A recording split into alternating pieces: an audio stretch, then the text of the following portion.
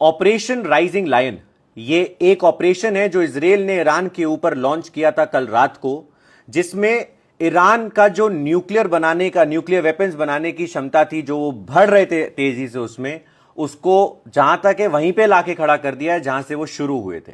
क्योंकि उन्होंने नेटैंस, जो ईरान की जगह है जहां पर वो लोग यूरेनियम को एनरिच करने की कोशिश कर रहे थे, न्यूक्लियर फैसिलिटीज थी, उन सबको तबाह करके रख दिया है। इसमें कैजुअलिटीज भी हुई हैं। आईआरजीसी चीफ, जो ईरान के चीफ हैं, वन ऑफ द चीफ्स हैं हुसैन सलामी, उनकी डेथ हो चुकी है। चीफ ऑफ स्टाफ मोहम्मद बगेरी की डेथ हो चुकी है और बहुत सारे न्यूक्लियर साइंटिस्ट की डेथ हो चुकी है।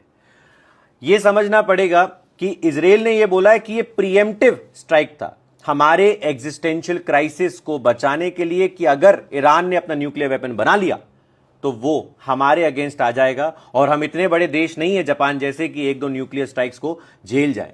और उन्होंने, जो बेंजामिन नेतन्याहू है प्राइम मिनिस्टर ऑफ इजराइल, उन्होंने बोला कि ये 9 न्यूक्लियर वेपन्स बनाने की कोशिश कर रहे थे। और ये किसी से छुपा नहीं है कि ईरान सिर्फ पैसे से नहीं, मिलिट्री से, ट्रेनिंग से हेल्प करता आया है हमास की।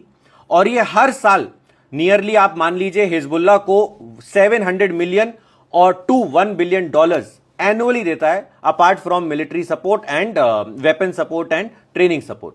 तो यह चीज समझनी जरूरी है कि हां, इससे सिविलियंस का नुकसान हो सकता है उस देश में और वो नहीं होना चाहिए। इसलिए यूएस, यूनाइटेड नेशन सब पीछे हो गए हैं, कोई भी इजराइल को इसमें सपोर्ट नहीं कर रहा।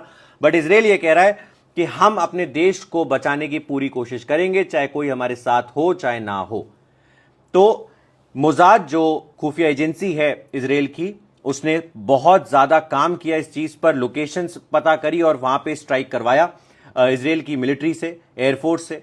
और एक और चीज समझिएगा कि ईरान का आर्ग्यूमेंट यह है कि आपको कैसे पता हम कब तक रेडी कर लेंगे, आप कैसे हमारे सिविलियंस पे स्ट्राइक कर सकते हैं। तो इजराइल यह कह रहा है कि आप भी तो हमारे सिविलियंस पे स्ट्राइक करते हुए आए हैं। तो ताली दो हाथों से बचती है। जो ईरान की मिलिट्री बहुत बार ट्वीट कर रही है कि remember this is started by Israel, जैसे पाकिस्तान ने कर दिया था, वो पहलगाम अटैक भूल गया था कि कैसे उन्होंने कराया, लिख दिया था remember operation Sindoor was started by India and this all is started by India. तो ये सिंपैथी कार्ड नहीं खेलना चाहिए। जब आप कर रहे हैं तो एक्सेप्ट करिए, और रोकना है तो पूरी तरीके से रोकिए। ये चीज है। इंडिया ने एब्सटेन किया है कुछ कहने से, अभी तक कोई बहुत ऑफिशियल अपने स्टेटमेंट्स नहीं दिए। और यूनाइटेड नेशन में भी एब्सटेन किया है गाजा में सीज फायर कराने के लिए, उन्होंने अपना कुछ भी ओपिनियन नहीं दिया है उसके ऊपर।